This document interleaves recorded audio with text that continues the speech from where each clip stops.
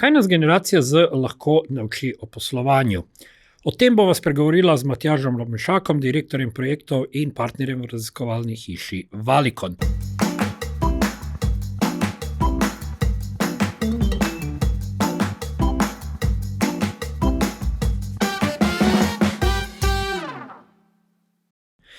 Najprej definirajva, kaj je generacija Z. Mogoče, če greva še en korak nazaj, splošno na generacije. Ne? Ali pa kar poglejva vse generacije, mogoče tak, ker danes v bistvu živimo v času, kjer so na trgu prisotnih 5 generacij. Od baby boomerjev, to so takoj povojna generacija, ti, ki so se po vojni rojevali, ki so danes že precej stari, 60+, 65+, in se nekateri še nočejo upokojiti, s tem jemljejo prostor generaciji X, ki je naslednja generacija, ki pa je v bistvu neka vmesna generacija. Tudi rečejo tako middle child generacija, ki ima tako nesrečno pozicijo, da je med baby boomerji, ki so prvi po vojni prosperirali znotraj razcveta gospodarstva povojnega. Po drugi svetovni vojni. Po drugi svetovni, ja, seveda, absolutno. Tako? Po tej vojni govorim toliko nazaj.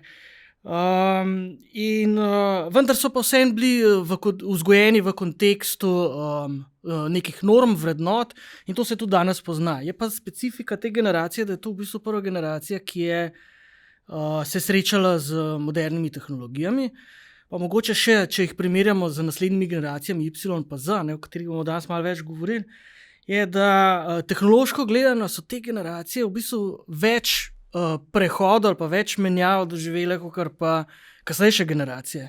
Že tako konkretno, na primeru, mi pa recimo sebe štejem še med X-e, jaz sem bolj pozni X ali pa začetni Y, odvisno od definicije. Od katerega leta bi recimo šteli X? Nekje X se končal pri 80 do 83, jaz sem letnik 77, to se pravi pozni X. Ampak te mejniki niso tako zelo natančni.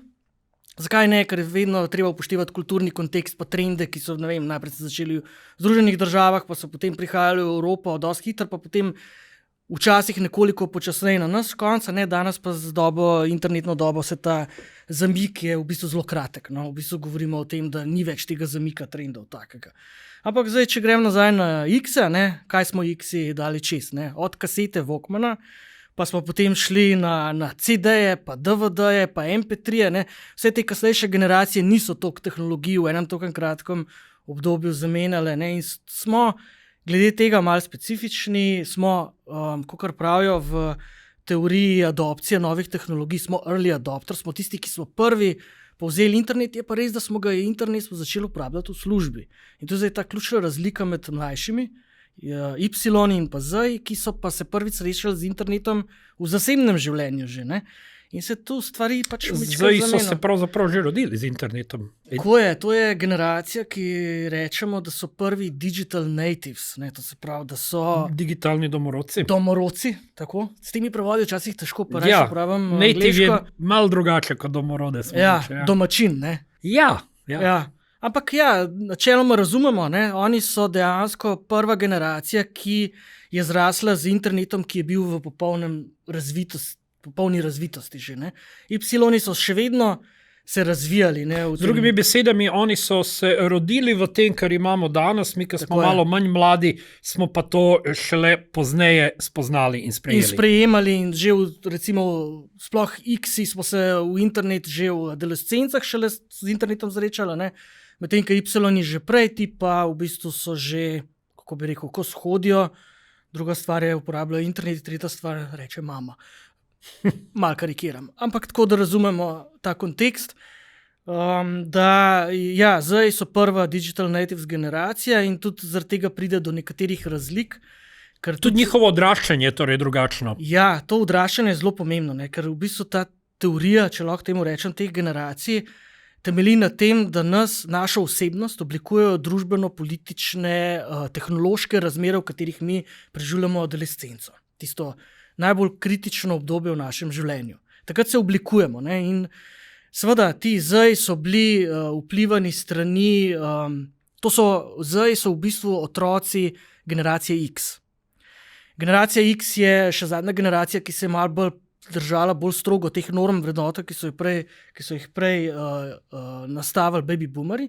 Y so pa vsakeč stvari začeli dvomiti vseh, ne? Question everything. To je bilo mogoče sem še, da opredelimo Y pa Z po letih od do približno. Ja, zdaj Y so rojeni po 80-ih do nekje 95, ne? Zdaj so pa 95 do nekje 2009, medtem ko zdaj nova generacija, ki prihaja, alfa, o kateri se je že začelo govoriti. Ne? Kje so pa milenici v tej zgodbi? Milenici so na prelomu tega tisočletja. Oni so odraščali v bistvu v času, ko 2005, tisto je bilo najbolj kritično obdobje, vključno s krizo. Zato se jih tudi razbija pogosto v dve skupini.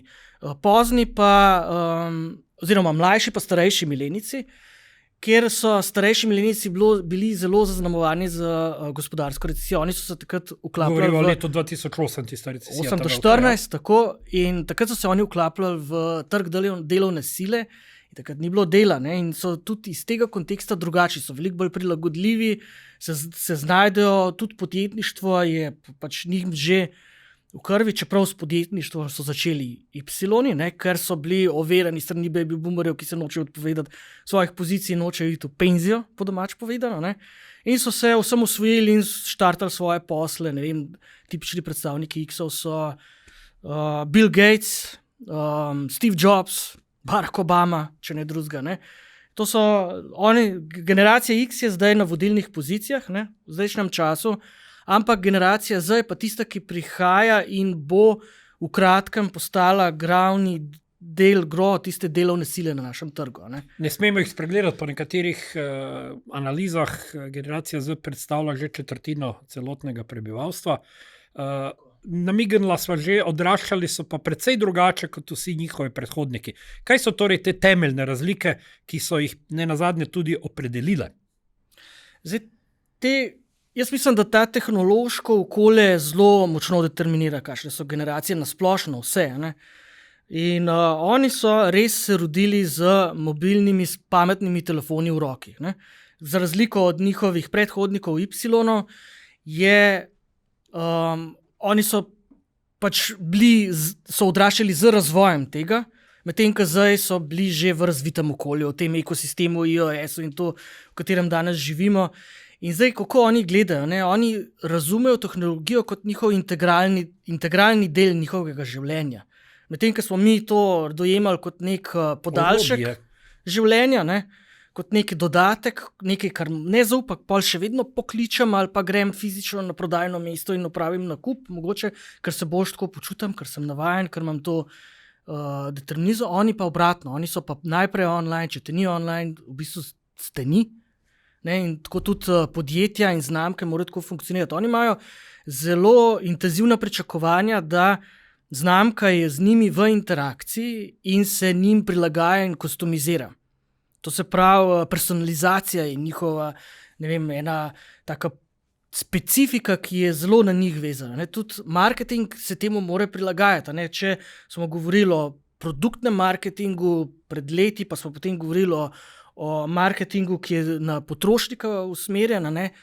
Govorimo zdaj o marketingu, ki je usmerjen v personalizacijo. Skratka, morajo se prepoznati v tem izdelku, v tej storitvi. Znamka mora z njimi komunicirati. Oni morajo biti v stiku z njimi. Ne? To je neka značilnost, ki je mi mogoče tudi ne razumemo starejši dosti dobro. Ne? Mogoče mi zaradi nekih spet svojih specifik odraščanja niti ne potrebujemo. Ja, mislim, tudi način učenja je drugačen danes.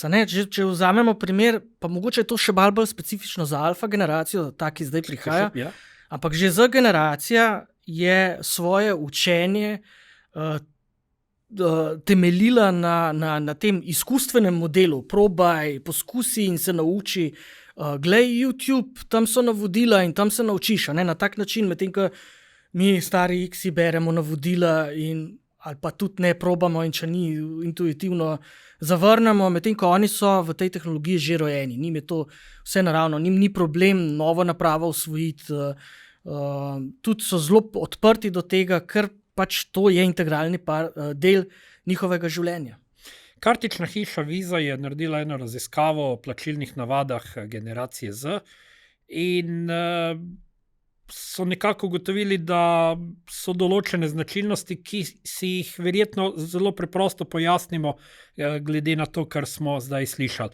Skratka, vse imajo na telefonih, zahtevajo preprostost, na bančne okenca ne grejo. Kakšne so vaše izkušnje? Torej, kakšne imate vi? Vi pač tudi izvajate številne meritve v družbi. Kakšne so vaše izkušnje torej, glede odnosa do financ, finančne pismenosti, finančne kulture, plačevanja generacije Z?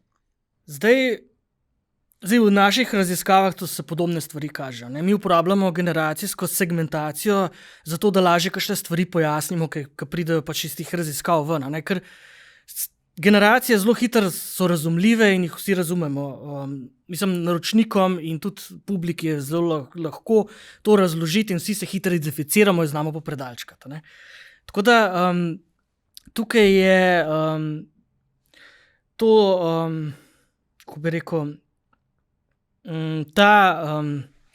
mogoče, če se vrnemo na to specifiko vprašanja, kako že... Odnos do financ, finančne kulture, finančne pismenosti, plačevanja. Kar sem hotel reči je, da so zdaj otroci X-ov. In otroci X-i smo imeli v prejšnji finančni krizi težave, finančne.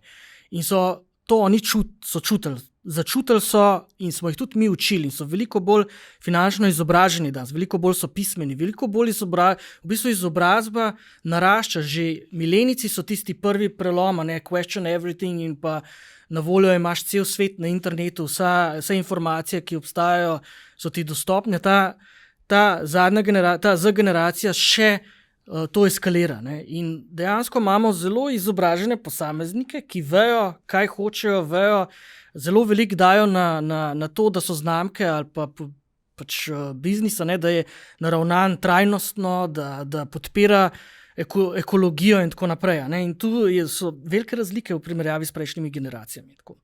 Mi smo recimo odraščali ob gotovini, ko smo bili otroci, pol smo pa sprejeli kartice, zdaj v naši generaciji nekateri smo se že opogumili, pa imamo na telefonih, ampak za generacijo zgleda, samo še s telefoni plačuje. Ja, Visa to dobro ve in tudi se razvija v tisto smer in tudi ti rezultati, ki so tam prikazani, imajo svojo težo in ni zdaj to nobena prodajna kampanja, ker tako pač je. Mi smo odraščali z gotovino, pa smo dobili te nove tehnologije, pa je mogoče še malo manj, smo v začetka zaupali, pa vse navada stara, pa je težko zamenjati. Ampak kljub temu v Sloveniji je zelo specifična situacija bila vezana s temi kreditnimi karticami in kako smo jih sploh povzeli.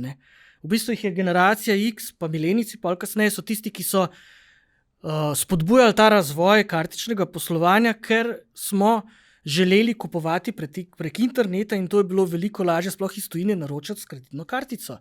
Ali pa celo edino možno. Edino možno. In smo bili nekako prisiljeni, da to imamo, ker nam je v zameno pač velika vrednost možnost teh nakupov bila podana in smo začeli to uporabljati. In smo ugotovili, da je to fajn in potem smo začeli uporabljati tudi druge kartice. In tako se je pač to širilo.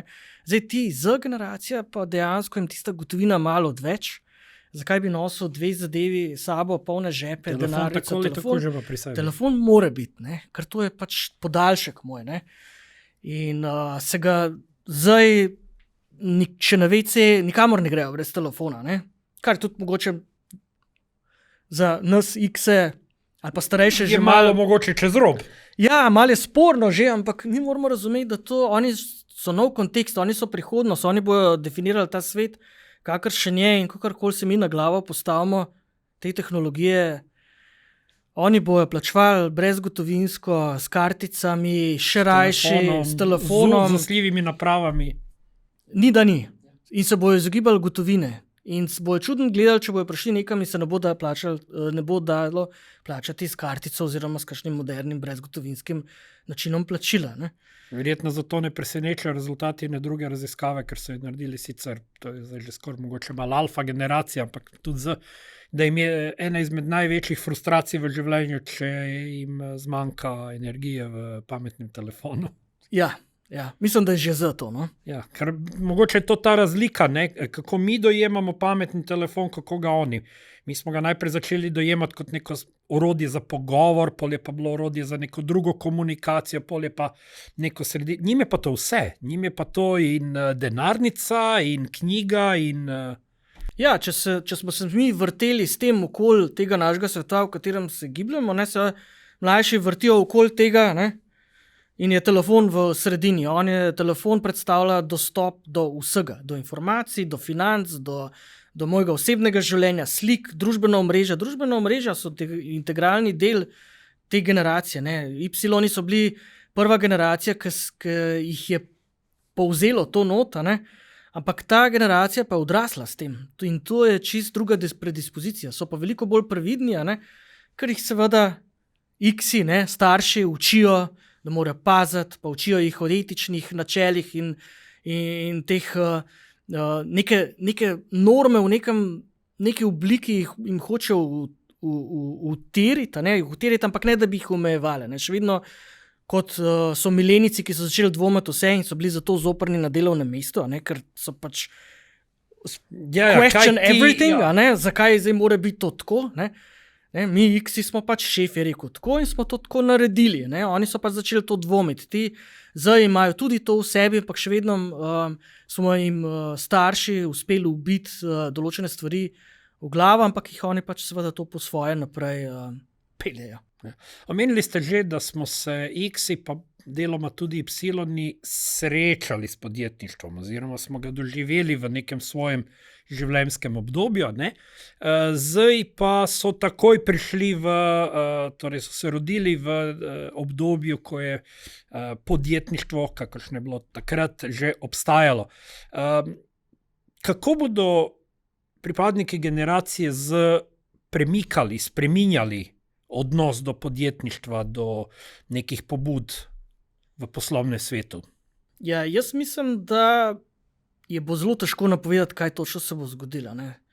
Ampak vidi se, da ti tradicionalni modeli, zaposli se zaredno in pač imej službo in delaj, to tukaj ne bo več funkcioniralo, ne? Na tak način. Oni so veliko bolj fleksibilni, mogoče so tudi pripravljeni določeno socialno varnost odpovedati, ne v celoti, ker jih vse nek minimum, ampak nek minimum. Ja, tako da ta podjetniški duh v njih je, ne?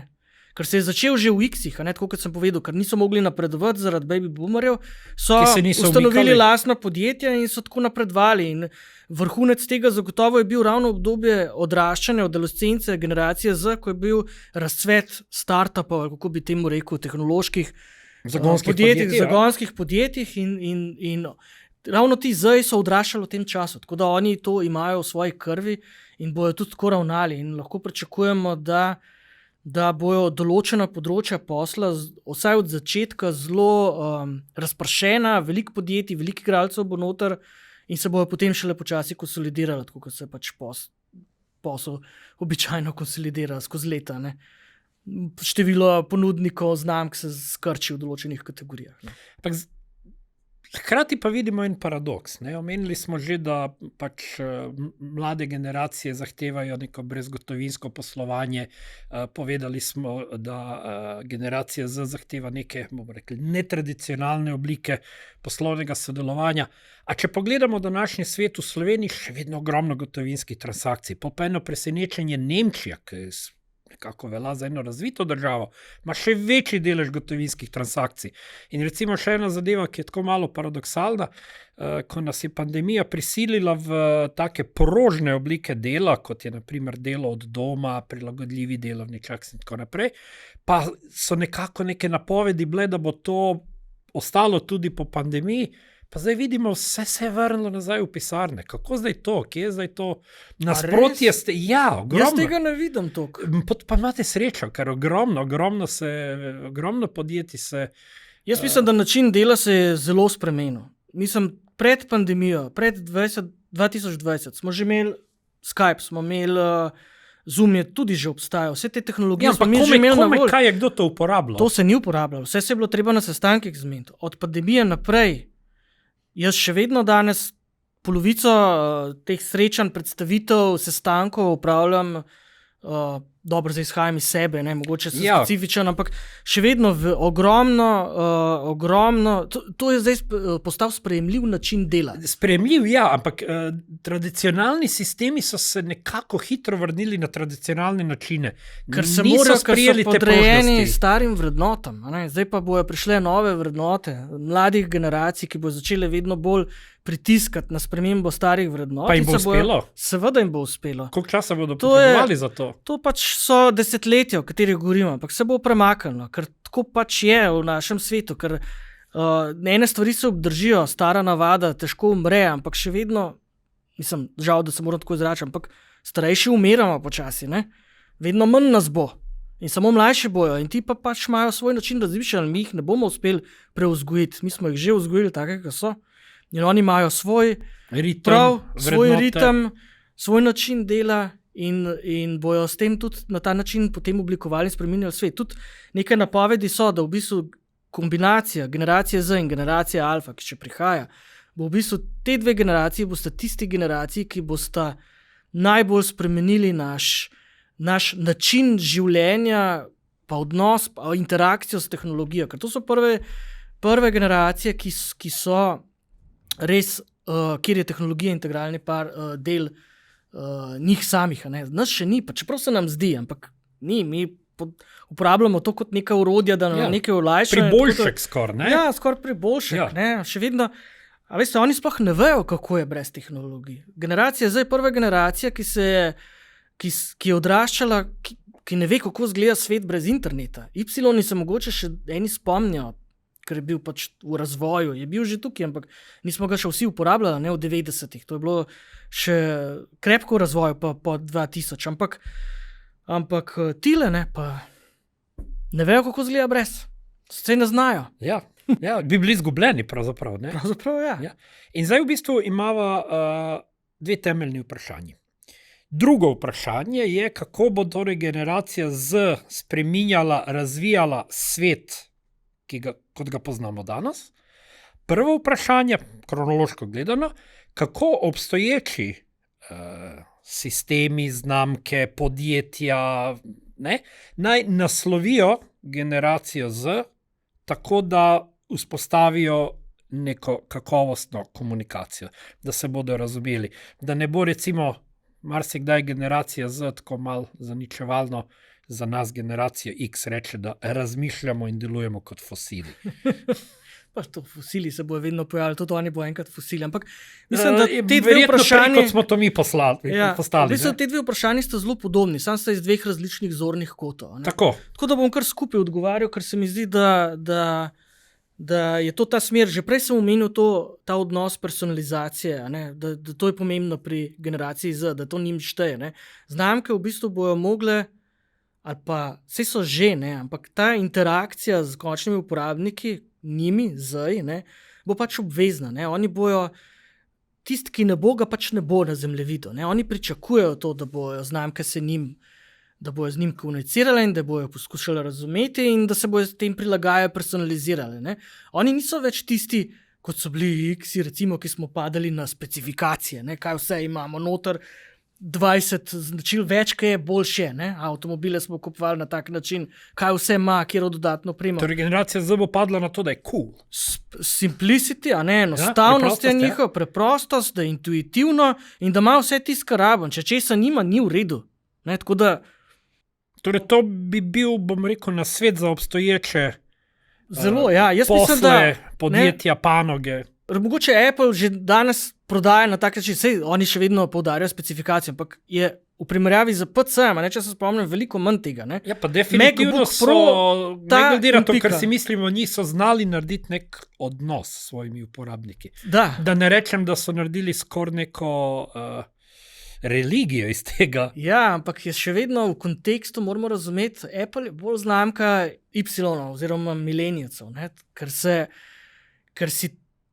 Y je pomembno, kaj si njihovi, ne vem, kako se reče v slovenščini, peers Vrstniki. Vrstniki, Vrstniki v njih mislijo. Ne? Tudi zato tudi družbeno omrežje imajo to vlogo pri njih, ne? Da se potrjujejo, da dobijo potrdila, lajke in te zadeve. To so tudi te sistemi vrednot. Zdaj zelo dajejo na ta mnenja sebi podobnih. Ja, ampak zdaj so še vedno malo drugačni. Vse so šli en korak naprej od tega. Ne? Če oni rabijo potrditev, oni ne več.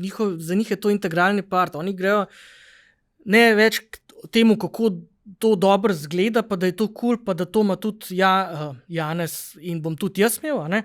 Ampak drugače razmišljajo pač že drugače. Za njih je pač to pomembno, ta personalizacija, da je to njim namenjeno, da se jim zna prilagoditi, da to njim rešuje neke težave, pač zahteve, ki jih oni imajo, ne? In nekoliko manj ta imidž del, jaz uporabljam to. In tudi znamke v tem kontekstu se bojo spremenile. Tudi pomen znamka, kjer bojo njihove znamke in katere so kul znamke, ni nujno, da bo pač ta premija edina dobra stvar, ki obstaja. Recimo, modne znamke, Gucci, Prada, ne vem kaj, ki so zdaj v razcvetu. Ne?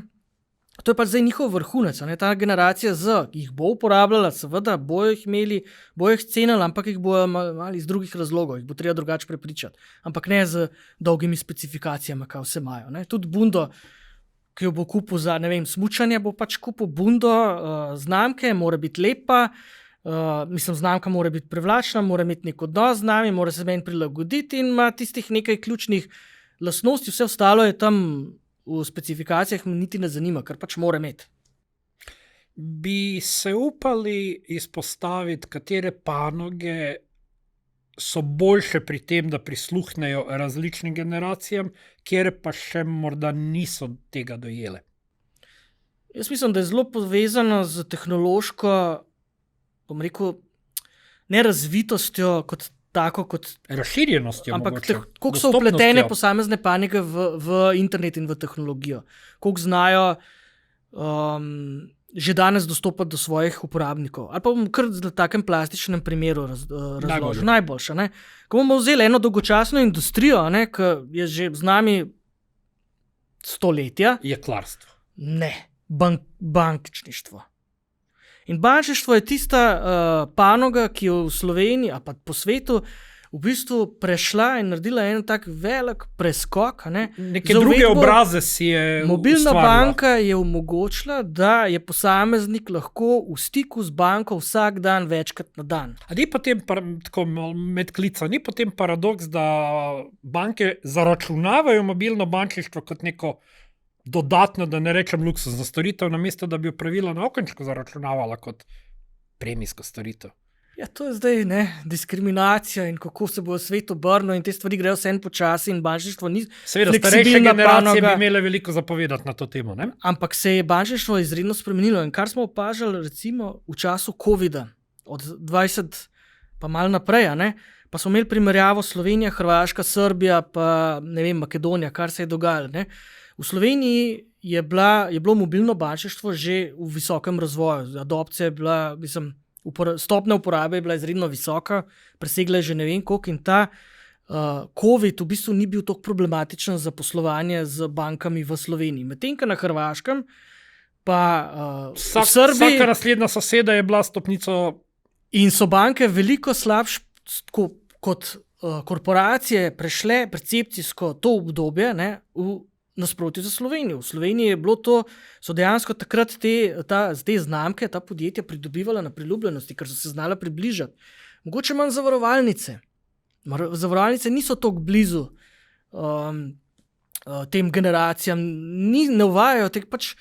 Ampak imamo zdaj že take zavarovalnice, ki so v celoti veliko premalo še, Veliko premalo še. In tega, da bi ljudje sklepali police, tega je zelo malo, Ni to primerjavi z mobilno banko, ki uporablja že preko 3/4 interneta v Sloveniji, pa še tista četrtina, ki ne uporablja, je polovica takih, ki pač ne rabi, zato ker ne rabi, ker nekdo pač ne rabi banke. Še danes mogoče. Saj misli, da je ne. Ja, saj misli, da je ne. Ali pa je noče, vedno je pač nek delež takih, ki noče.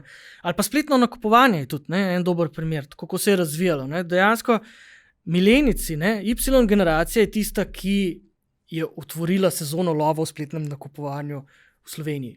X-i smo jo spravili na nivo, da je to pač posel rato, ker smo X-i bili takrat pač finančno bolj stabilni, smo imeli denar in smo kupovali in smo naredili ta promet. Ampak Y so zdaj glavna generacija na spletu glede nakupovanja. Ne?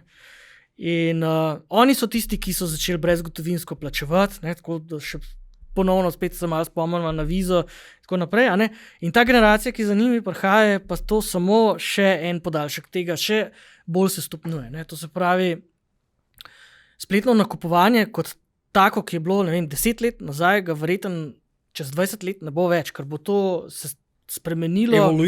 Evoluiralo bo v neko obliko, ki mogoče danes še mi ne vidimo, pa že vidimo neke hibridne pristope, sisteme, pa v glavnem ta mobilni telefon bo zdaj še kar nekaj časa povsod zraven prisoten. Kakor mogoče pred 10 leti marsičesa, kar imamo danes, še nismo se niti upali napovedati. Ne?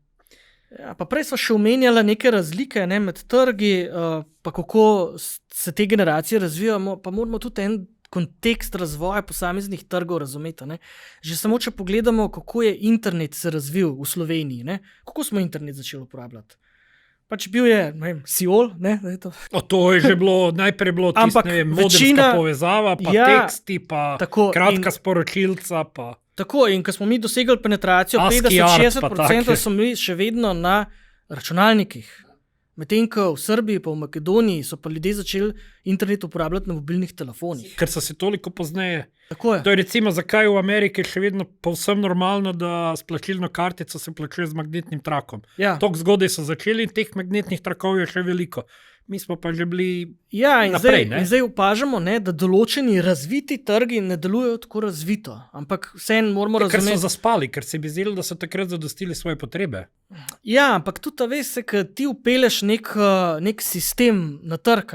Če deluje plus primer, ne? Ja, pa tudi težko ga boš hitro zamenil, ker se ljudje navadijo. Recimo to, kar smo rekli, v Nemčiji ali pa v Avstriji ali pa nekje, to so visoko razviti tehnološki trgi, ampak še vedno določene stvari laufajo, še vedno. Ali pa, kaj smo opazovali? Kar smo zdaj slišali, prikazi na hitrih vlakih nemških železnic delujejo na operacijskem sistemu, ki je star 27 let. Recimo, ne? Če deluje, ne premikaj, ne? Ja, tako kot tisti iz nekega filma. My papi used to say, if it ain't broken, don't fix it. Ja, tako.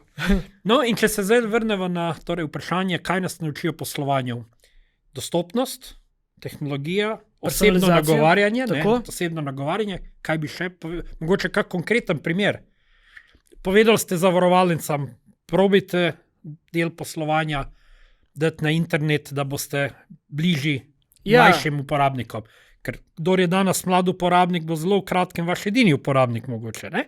Ja, ta enostavnost je zelo pomembna, ne? Oni ne bojo, njihova pozornost je zelo kratka, ne? Tako kot če gledamo, mi smo gledali filme, daljše zadeve, Y so začeli YouTube gledati, ti gledajo YouTube Shorts.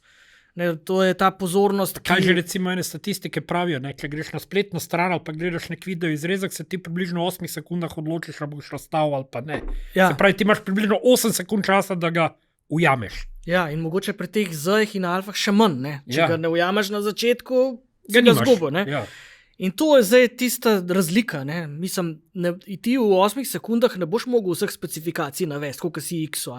Ampak njega niti ne zanimajo več specifikacije. Ne zanimajo ga. Njega zanima glavno tisti benefit, pa ali si ti pripravljen se z mano biti v interakciji in se pač meni prilagajati. Ali si jaz to želim. In to je 8 sekund časa za razložiti. Tako. In tukaj bo zelo zahtevna ta generacija. Sploh, če bomo posel vodili, X-ja, ki smo obremenjeni svojo preteklost. A smo mi pripravljeni na nje, ali bo za to treba počakati, da oni prevzamejo? Jaz mislim, da pripravljeni nismo nikoli na nič.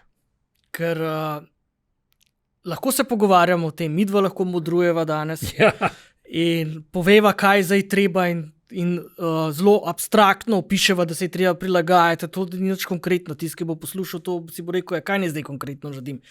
Ne vem še. No, torej kaj? Ne vem, a je to, mislim, ne vem, tako kot sem videl. Če skonkretiziramo, kako avtomobile prodajajo. Bi mogoče mogli imeti kakšne mlajše svetovalce v prodajnih oddelkih, da naslovimo tudi to generacijo. Ne, seveda, absolutno jih bo treba vključevati. Ne? Zato, ker ne smejo narediti iste napake, kot so baby boomeri, ki niso spustili stvari iz rok in so potem X šli po svoje. Ne? Baby boomeri so mogoče, njim je bilo v redu, tako kot je bilo, in so se mogoče bali sprememb. Ja, mladi se takrat, pa ne bojijo toliko več sprememb. Ja, zato ker to je bilo obdobje, ker se niso spremembe tako hitro dogajale, tako hitro odvijale. Zato tudi vidimo, da te generacije se vedno hitreje izmenjujejo. Kolesa se vedno hitreje vrtijo. In tudi je zdaj problem, koliko širok interval starosti je zdaj sploh generacija. Ne? A se bo tudi ta interval začel manjšati? Vse ali ne? Še vedno je neko pravilo nekih 20 let ali nekaj tazga, 10-20 let. No, baby boomeri so bili, rečemo, skoraj 30, ne 35. Ja, in te hitre spremembe, sploh zakaj bi teh ustaljenih postopkov in procedur, zakaj bi to spremenil, medtem ko ti so zelo odprti na te zadeve. Eksperimentalnost, probati nove stvari, to za njih ni problem. Novo tehnologijo. Pogumnejši so. Če vidijo, da je nekje. Saj ste prej so mogoče iz potrebe iskali nove načine, zdaj pa to že del njihovega razmišljanja, njihovega miselnega sklopa. Mislim, kakor jaz čutim, zdaj pa spet jaz to čutim. Se mi zdi, da včasih smo optimizirali poslovanje zato, da smo zmanjšali stroške in zboljšali, zvečali profitabilnost. A marsikdo še vedno tako dela? Vsi še tako delamo, žal. Ampak zdaj bo pa treba v bistvu začeti drugače razmišljati, se bo treba sproti prilagajati tem ciljnim skupinam. Mogoče ne tisto golo rezanje stroškov, ampak kako doseči, da dobim nazaj več, kot sem dal noter, ne glede na to, kako dam noter. Tako, in mogoče začeti še bolj resno razmišljati o tem, da potrošnik ima svojo, kako temu v angleščini se reče, customer lifetime value. Ker, avtomobili so meni dober primer. Avtomobilisti še vedno prodajajo avtomobil in to je zaključena zgodba in se vidimo čez, 10-20 let, ali se sploh vidimo. Ne vemo. Ja. Ta generacija ne bo več kupovala avtomobile na ta način. Tudi novi modeli bojo prišli. Milenici so bili prva generacija, ki niso ravno hoteli biti lastniki avta. Hoteli so se dobrih avtih voziti, da se pokažejo, da dobijo potrditev od kolegov in tako naprej. Ampak lastništvo pa je tisto, kar ni. Najemni modeli v teh generacijah zelo dobro funkcionirajo. Mi, X-i pa baby boomeri, smo pa zelo naravnani na temu, da si kupimo neko zadevo in da to naše in da to je moje. To je merilo uspeha, to je merilo dosežka. Ja, to je bilo. Zdaj je mogoče pa ne več toliko. Za zdaj pa ne več. Za zdaj pa so pa druga merila. Če so se z Y začeli to samo izpolnjevanje, pa v službi bom delal ali pa bom priden, če bo služba mene samo izpolnjevala, drugače bom službo zamenil. X smo bili pač ukalupljeni v neko etične. Pred 20 leti, če nisi bil v eni službi do konca, je nekaj bilo narobe. Zdaj se pa to. Treba je stisniti zobe, pa malo 80-20, jaz vedno rečem, ko pridejo novi kolegi, sodelavci, ne rečem tako, 80-20, 20% bo fajn zadeva, ampak 80% bo pa treba oddelati. S temi pa ni več tako, jih je pa treba animirati, mora imeti neko obljubo, osebno naslavljanje, razvoja. Vse smo sami krivi, veste, vse smo sami krivi. Smo jih razvadili. Ne, da smo jih razvadili, ampak vzgajamo jih skozi, da se treba izobraževati, da finančno smo jih izobraževali, oni imajo izredno moč, koliko imajo materijala na voljo, vedno več ga je, cel internet ga je. Ker mi nismo nikoli imeli takih izhodišč. Da ne govorimo o ChatGPT-ju in umetni inteligenci na splošno, ki odpira nove možnosti. In to je nekatere zelo obetavne, nekatere morda srhljive, kot vsaka stvar v dobrih rokah je lahko izjemna, v slabih rokah je pa morilska. Jaz sem malo bolj skeptik glede tega, sploh glede na razočaranje prejšnjih ciklov, prejšnjih tehnologij, ki so se razvijale, ampak še vedno spet, samo če se pričakovanja previsoko postavijo, če smo realistični pa. Ja, ampak vedno se če pričakovanja visoko. Zdaj smo v romantični fazi umetne inteligence in umetna inteligenca bo kar zaljubljenost. Rešila vse. Po drugi strani se bojimo, da nas bo zamenjala na delovnem mestu, kar tudi mislim, da se ne bo zgodilo. Ne.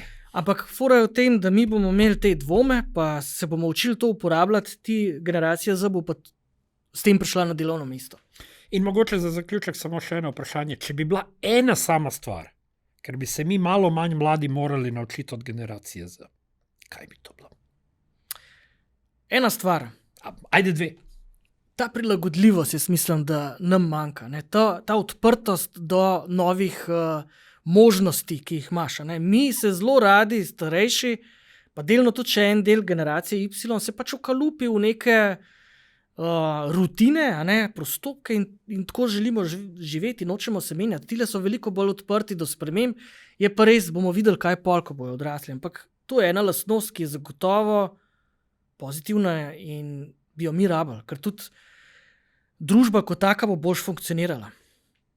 Vse na drugi strani se vedno lahko interpretiraš z vse večjo sebičnostjo ali pa, ne vem, individualizem do meja, ne? Ampak se mi zdi, da vse to mi na to gledamo iz vidika starih vrednot in včasih niti ne vidimo koristi tega novega načina funkcioniranja. Tako da ta prilagodljivost, nenehno učenje, napredovanje, to so lastnosti, ki se jih bomo tudi mi lahko malo naučili. Ne? Malo da začnemo morda tudi z njihovimi očmi gledati. Ja, pa tudi mi ne bomo šli v penzijo še kmalo. Bomo mogli delati in bomo mogli biti konkurenčni njim. Ja, in mogoče nam bo še pred upokojitvijo nekdo iz generacije Z nadrejeni. Ne? Tako, je pa res, da ta generacija na nas ne gleda tako, kot smo mi gledali na starejše, ne? Ampak imajo majčkeno več spoštovanja, ravno zato, ker so generacija Z, pa že Y, so tisti, ki so imeli več pozornosti staršev. In jih v tem kontekstu tudi drugače gledajo na njih in jih bolj jih vklopijo v ta svoj. Mi smo pač X-i, so nas pustili, oni so imeli delo, so delali, mi smo on je pa imel svojo napravco, pa se z njo ukvarjal, otrok. Ja, ampak je veliko več intenzivnosti. Jaz se tudi tako, že tako, ko gledaš na splošno, izleti, potovanja z otroci, kaj vse delati, kam z mulcem. To so stvari, ki so specifika današnjega časa in so jih Y vzpostavili, zdaj jih bojo pripeljali še dalj. Matjaž Mišak, hvala za ta pogovor v podcastu. Hvala.